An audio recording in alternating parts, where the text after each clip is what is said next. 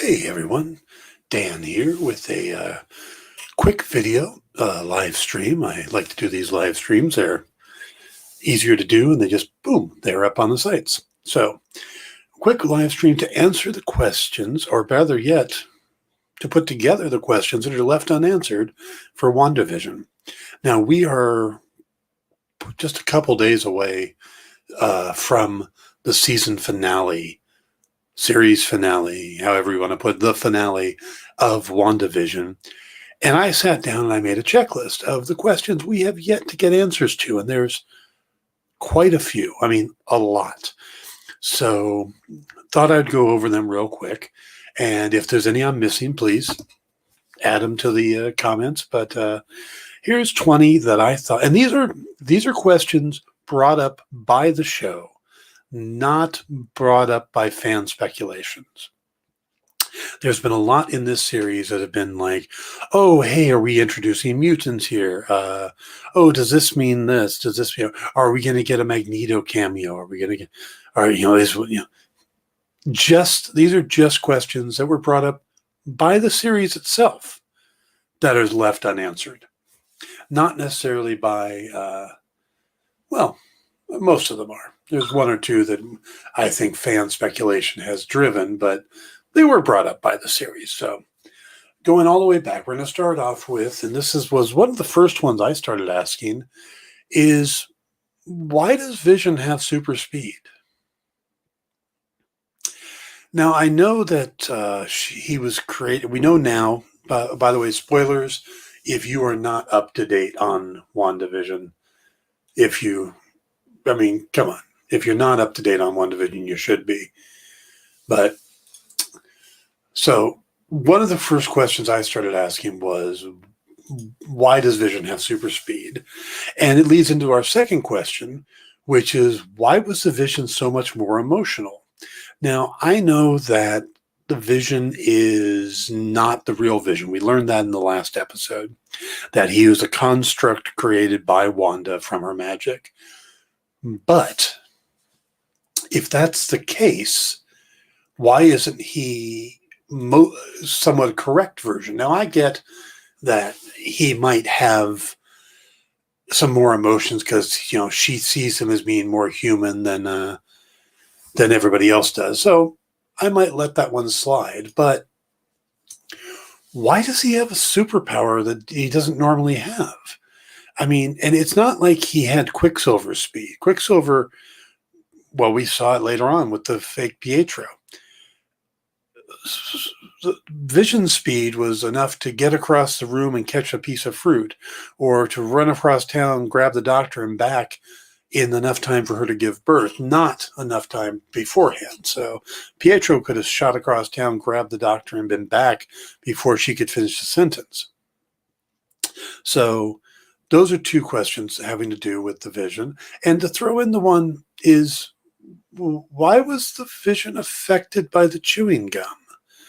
Now, I know Agatha caused a lot of issues, but she wasn't at the library when he swallowed the gum. At least she was with Wanda at the time. So was this all just part of Wanda's ability to control? This was just a plot point that she had come up with? I mean, that seems a little odd. I don't know if they'll answer that question, but that one seems a little odd.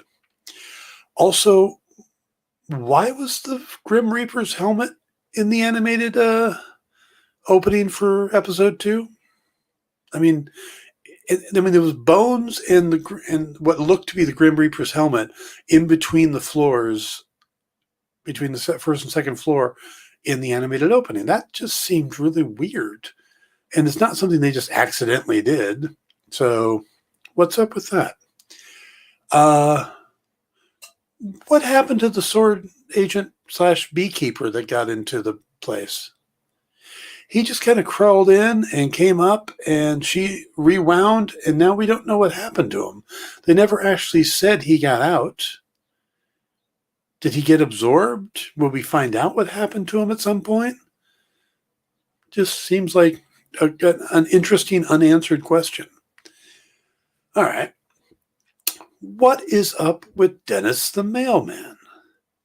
Now, I know that we've just seen that he's been in the town the whole time, that he was delivering pizzas or Grubhub or DoorDash or whatever he is, but that seemed weird. Every time he showed up, it was an odd scene. And maybe they were just trying to throw us off, but it just seemed strange. Maybe he's the missing witness. I don't know, which we're going to get to in a minute anyway, but it just seemed weird. The whole time he was there seemed weird. Maybe he is a missing witness because witnesses bring information, making him the mailman, but he was still delivering stuff. So, and speaking of unanswered questions, what was up with Dottie? She ran the town according to Agnes. She married to Phil Jones, which seemed rather specific, having to do with another Marvel character, Arcana Jones. And she's kind of disappeared. She pops up every once in a while, but how did she know that something was wrong with Wanda, or that it wasn't right? How did she break through? I mean, we still talk about Herb and him going, "Oh, do you need something done, Wanda?" and something changed, and Agnes and stuff. But we really haven't revisited Dottie and how she knew something was wrong with Wanda. So what's up with Dottie? Are we going to get an answer to the Dottie question? And speaking of odd things, the stork. The stork isn't explained by Agnes. It isn't explained by anything at this point. There was a stork. Now, maybe it was explained by Billy's magic, because Billy is supposed to have some level of magic too. But what's up with the stork? Why was her power non-effective on the stork, and where did it come from? I mean, I know she was having random power fluctuations, and that would make sense if it was just from that. But then she couldn't do anything with it, just like she couldn't with the kids. So that seems like it's going to be a bigger deal than just, another plot point. And again, maybe that's what it is. Maybe it was a plot point, but maybe she couldn't undo the plot points that she created. I don't know. See, these are things that need answers. And I mentioned him a minute ago, but who is the missing witness? We still haven't seen. And they haven't even talked about him or acknowledged him. It's just Jimmy says, my guy is in there and I don't know what's going on. And then we haven't talked about him again since episode 4. Mind you, we've talked about him, the audience. We've constantly been bringing him up. But it just seems like the thing that got Jimmy there would at least be explained at some point.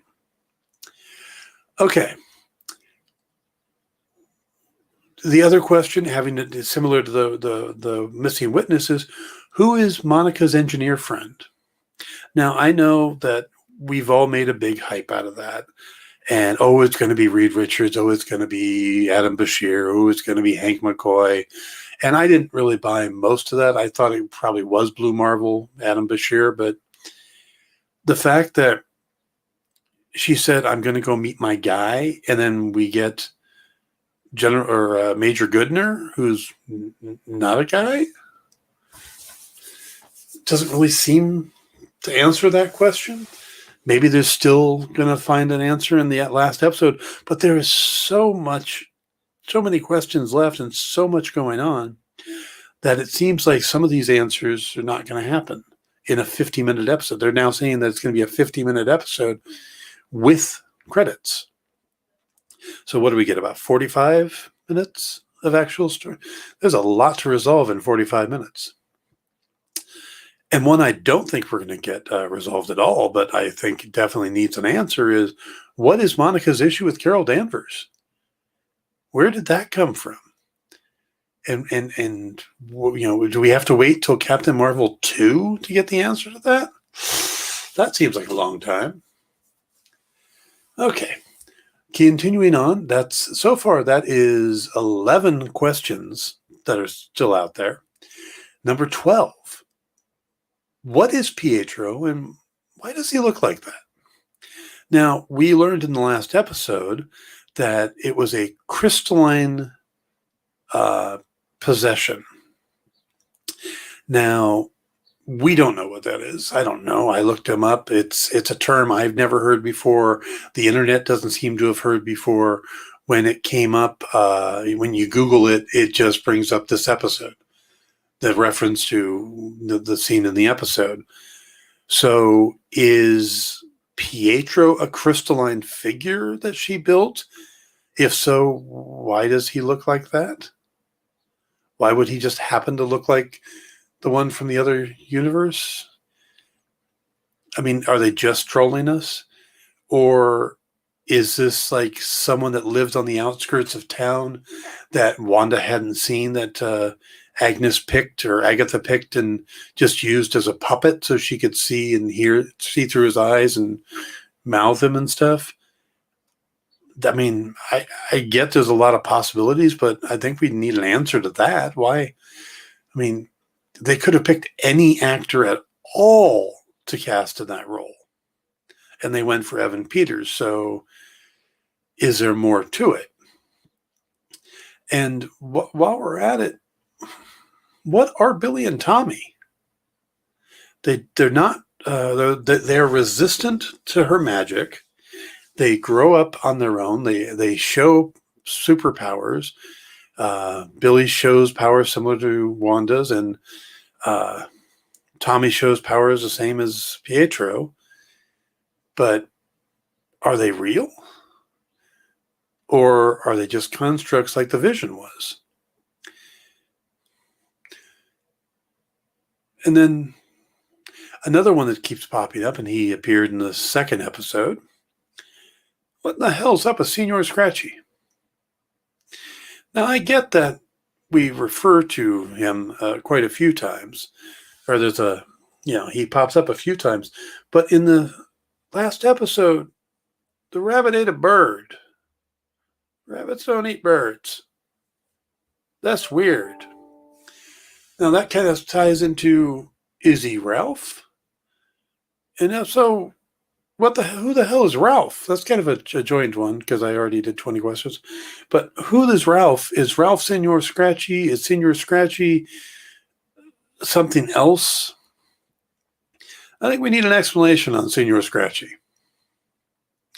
Which leads into the next question is, who is Agatha working for or with? Because, I mean, is Senor Scratchy just her familiar? Is it Ebony the cat turned into the rabbit so she blends in better? That would make sense with the bird eating. But yeah, there's something going on there. And Agatha just happened into the town and built on a basement onto her house, or a portal to a basement under the house, and put up the rune stones. And in the opening, we see her powers take out the coven back in Salem. It doesn't look like she's doing it. It looks like it's just something that comes out of her, and that she's tapping into the dark dimension because of the purple magic. So who is she working with? And is Senor Scratchy the conduit for that? Is it Ralph? Why does she keep mentioning Ralph? All right. Then we move on to another big question is, if the Vision is a construct from Wanda's magic, how exactly is Hayward tracking the decay, the vibranium decay signature? Wanda can make vibranium? That seems pretty damn impressive. Mind you, it doesn't seem to be able to exist outside the bubble or the hex, because that's when he started getting torn away. But that seems pretty amazing to have her just be able to create vibranium to the point where it has the normal decay signature, that she could make it that exact, that Hayward would be able to track it. So I need an answer on that one. Definitely. And what has Sword done to Vision? Because it felt like an entire setup. Like Hayward wanted Wanda to bring the Vision back online. And I don't think he would have done it if it would have just brought Vision back to where Vision was, and he'd be an Avenger flying around.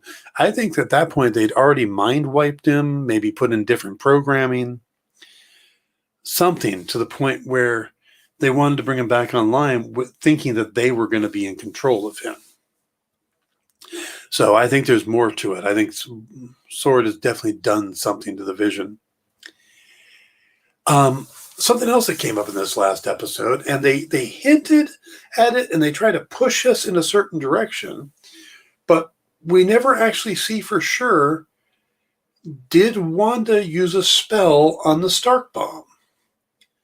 Does Wanda actually have powers before her confrontation with the Mind Stone? I mean, it's one that they didn't make it perfectly clear. They left it somewhat ambiguous. So what, is she a mutant? Is she born a witch? Is it these latent abilities? And how does that tie into Quicksilver? How does he end up with powers after, coming in contact with the Mind Stone? Because his powers aren't magic based, but we got the idea that she was using magic as a kid. But again, they didn't verify that. We didn't actually see her cast a spell. It's just suggested. I mean, it's almost like they went out of their way to make it even more complicated and more confusing. Speaking of powers, also, what are Monica's powers? Are we going to get the full-on photon / spectrum / Captain Marvel / pulsar / all the other names that she's used? Is she going to have those powers? Are they a version of those powers? Because that character is very OP. I mean, that is one big gun to the point where she may be more powerful than Captain Marvel. So is that what we're getting? Is Monica going to be more powerful than Captain Marvel? And of course, the 20th question, and that's the big one. Will the Vision and the twins, or the twins, survive after this? Is this going to leave Wanda completely devastated and having lost everything and broken? And going into the series, I figured that's what they were going to do, and then she was going to cause the big multiverse rip and stuff. But that was all speculation, and a lot of us were speculating that. This is a story of Wanda and the Vision, and it almost feels like it needs to have, I don't know if I want to say a happy ending, but at least a satisfactory ending. And ripping everything away from Wanda again doesn't seem like it'll be a satisfactory ending. It seems just like more abuse on this poor character. So it feels like she should come out of it with something. If not the Vision, then the twins. Even if the twins, there's something about them, because, and we know that they're set up for characters in the Young Avengers, and they seem to be setting up the Young Avengers. But again, that's fan speculation. There's nothing that says, there's no announced Young Avengers series. It's just we're getting the characters for it. But, we're putting one and one together and assuming it's two. And it's 1 and 1 is 2. The problem is that we're assuming it's 1 and 1. So, yeah. Brian brought this one up just now. And absolutely, that is one of the questions. I brought it up earlier. That was number 9 on my list of who is the missing witness, and I think they're going to play into the ending. I think it's going to be an important factor. There's my big theory, but there's a bonus question. And that is, of course, is Paul Bettany trolling us? with his whole, oh, there's going to be a big cameo, somebody who I really have good chemistry with, somebody I've always wanted to work with my entire life. And is he just saying that because he gets to work with himself? Are we going to get a Vision versus Vision scene? And that's what Paul Bettany has been talking about, is he gets to work with himself. I absolutely could see him doing that. The only thing that makes me hesitant to just say, yep, that's what he's doing, is that Elizabeth Olsen has also talked about, it was Olsen who kind of said that there would be a Luke Skywalker level cameo. And there's a lot of speculation on what that could be. And there's a lot of speculation on who the witness is and who the engineer is. And it seems like we've brought a lot of that onto it. You know, the story may be a lot more straightforward than we're letting it be. You know, this is the story of Wanda and Vision. There's another question for you. Yeah, I'm just going to make them up now. I'm way past 20. But where did the deed come from? Did Wanda get it? Was it left for her in her place? Did Vision actually leave it? Did Vision buy that property? Or did somebody else buy that property and leave it for Wanda to have her go there and just signed it V so she'd go? If Wanda is powerless within Agatha's ruins, why did Agatha draw her outside? Yeah, Brian, that is a great question. That is a great question. Why would you take somebody that you are certain is a dangerous and, basically what you think is a myth, and take her away from your protection spells? I think they need her outside, which again leads me to believe that Agatha is not working alone. And I don't mean just Pietro. I think that there is some big bad still. And I don't think it's going to be a big bad that we're going to have to explain. I think it's going to be, we might not even meet them in a battle with Wanda. It's a good chance that it's someone that we'll see in the closing credits, or, something to that effect. Because there is definitely something behind Wanda, something that gave her the powers, the fact that she's tapping into what appears to be the dark dimension. So the fact that she wanted Wanda outside when she had her inside in a safe place. So, yeah. The thing is, there's so many questions, but those are just the ones that I've come up with. And that, like I said, those are the ones just based on the show. There have been so many outside speculations about the multiverse and how this is going to lead into Doctor Strange. And it might be something as simple as whoever is backing Agatha turns out to be the big bad for Multiverse of Madness, and we get a quick introduction to them here, and then they're going to show up there, and that's how it leads into it. Kevin Feige has said enough that it's probably more than that, but it could just be that. So, again, I brought up a lot of different questions here, and we're going to get a 15-minute episode to answer them. So it's going to be interesting. It's Monday, so Tuesday, Wednesday, Thursday. 4 days. 4 days to come up with, and we'll get to see if they actually come up with all these answers. I do think we're going to get Wanda in her full outfit at some point, the one that she sees in the Mind Stone. And I think the hint to that is right here on the screen in the little TV. We have not seen her wear that. We've seen Vision, his outfit, but we've not seen her wear, that looks like an actual, something close to her comic thing. How do you think this will be a tie-in with Falcon the Winter Soldier? Okay. There's a good question. I don't know if it will. Um, yeah, I don't know if it will. I know that this is supposed to tie into Spider-Man No Way Home and then Doctor Strange. And the fact is that Falcon and the Winter Soldier was going to take place prior to this originally. Okay. So how do I think this is going to affect Falcon Winter and the MCU overall?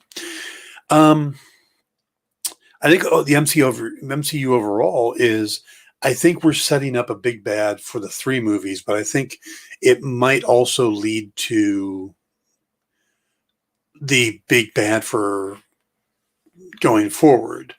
I think we're going to get another Thanos level villain, and it might be Kang.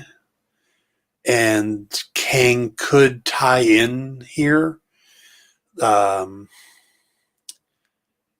So that's a possibility.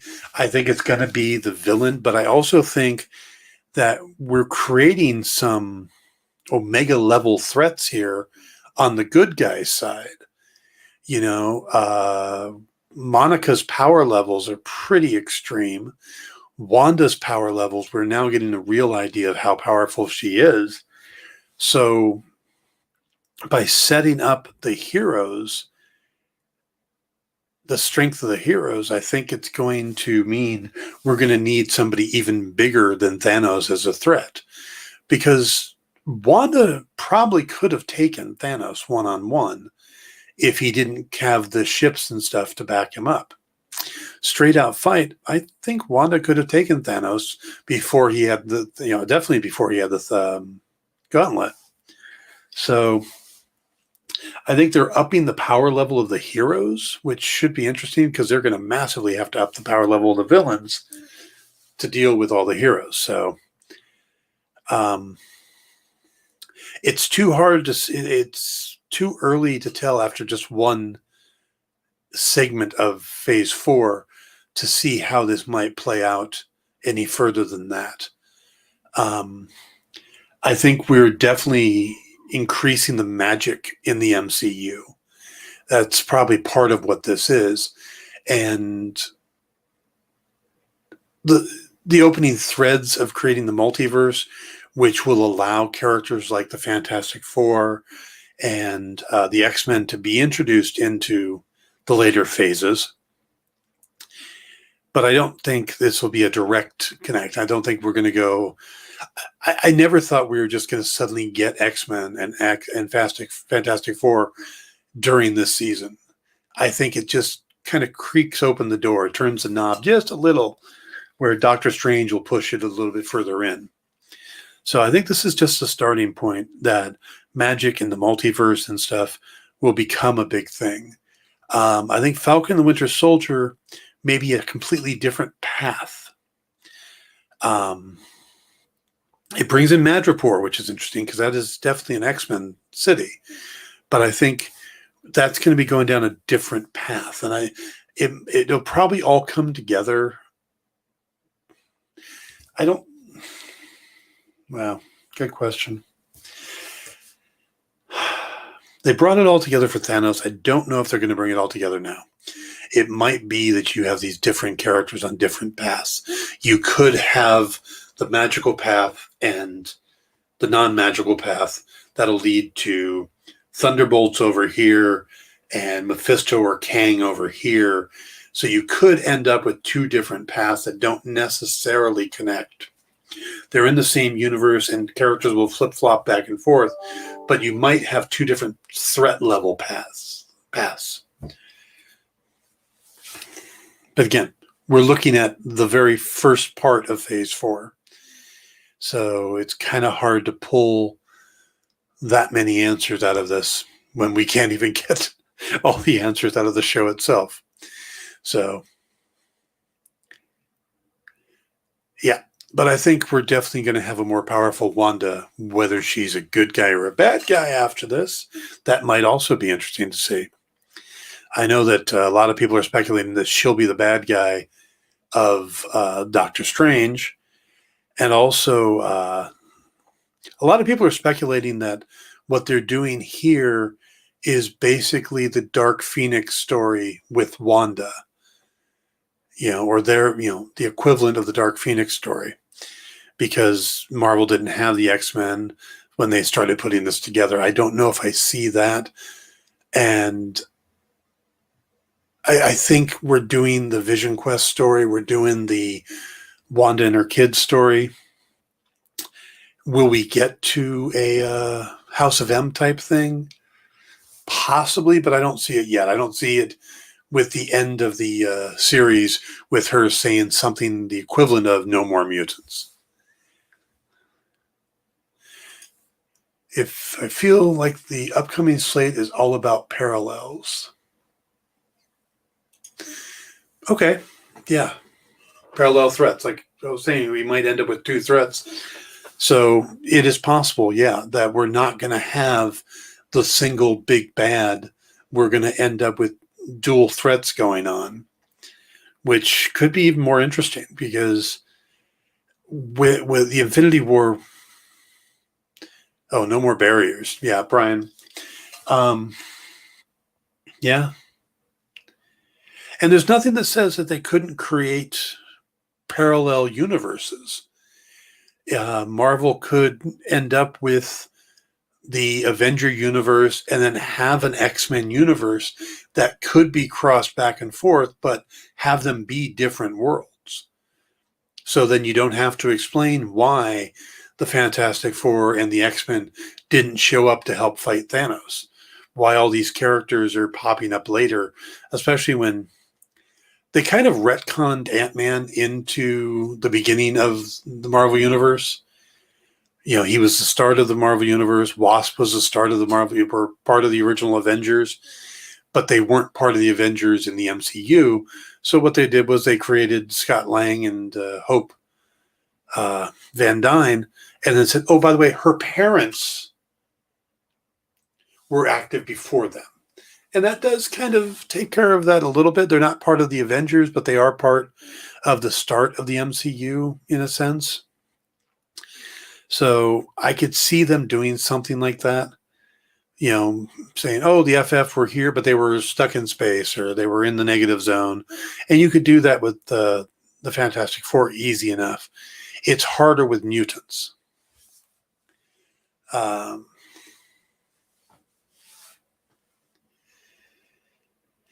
Oh, okay, I see. Yeah, you're pulling the parallels out even further. Cap, U.S. Agent and Falcon, and then Loki and female Loki. Female Loki is rumored still. I mean, we see U.S. Agent in the trailers. That's pretty obvious.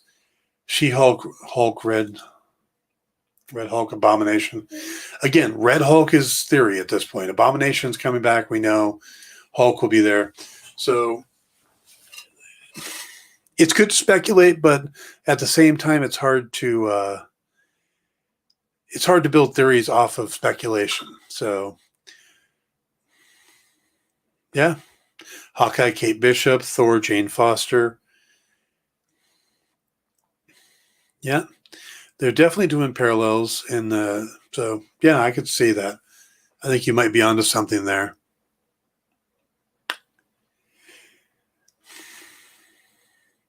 So what would the other parallels be?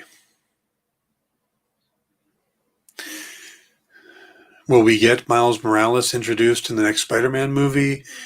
Will Doctor Strange introduce us to another sorcerer like Jericho Drummond?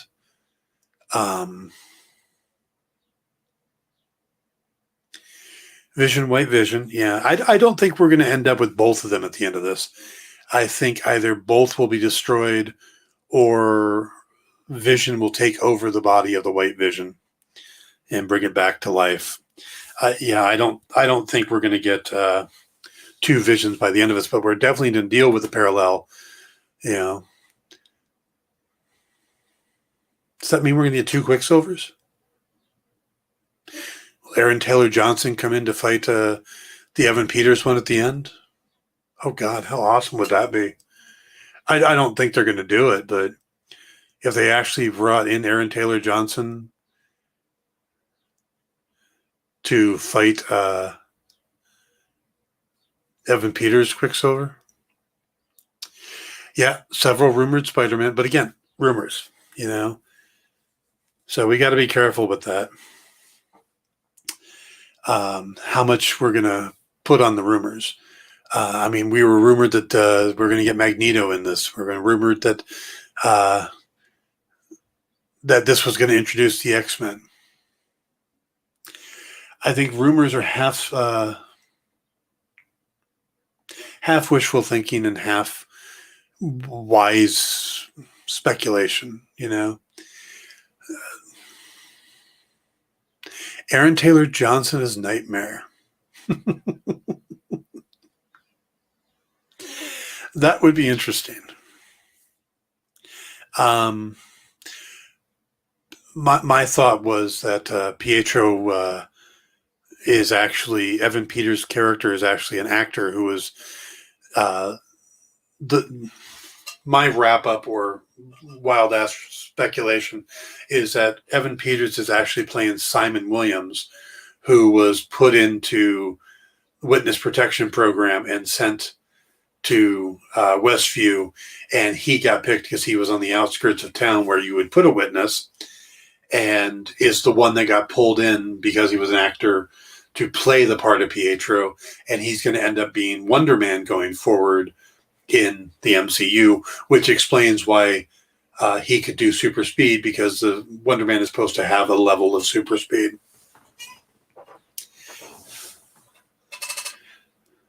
Yeah. Brian was joking about the Aaron Taylor Johnson being Nightmare, but that would be. Yeah. There is another rumor, a rumored leak that says that Mark Hamill will be playing Nightmare, and that we'll meet him at the end of this next episode. That would explain the Luke Skywalker level cameo that Elizabeth Olsen was talking about, because it's actually Luke Skywalker. Where that comes from is that Mark Hamill voiced Nightmare in the Avengers animated series, one of them. And I think people are just running with that. At least with the Al Pacino rumor, Al Pacino is said to have had talks with Marvel that Pacino even talked about. And Pacino has said that he would love to be part of the MCU because his grandkids love to sing. And he thinks it's an amazing series of movies and would love to do it. So that's where the Pacino one comes from, at least as a conversation. Mark Hamill is just, I think, over the top wish list speculation. But all right, folks, this is going a little longer than I thought, but that is the questions. Let's see on Friday how many of them they actually answer, and how many of them we're going to end up having to wait till later on, or we just never know. So looking forward to it. I may pop in a few times during the week with other videos. But other than that, I will see you guys. I will do a pre-show on Thursday where we'll talk about the series before it airs. And then Friday, I will do my review. And then Sunday, Pop Go the Writers will be back with our recap or our discussion about the series finale. And then we move into Falcon and the Winter Soldier. Thank you, Brian, for joining. Some great questions. So appreciate you coming by, man. All right, everyone, have a good day.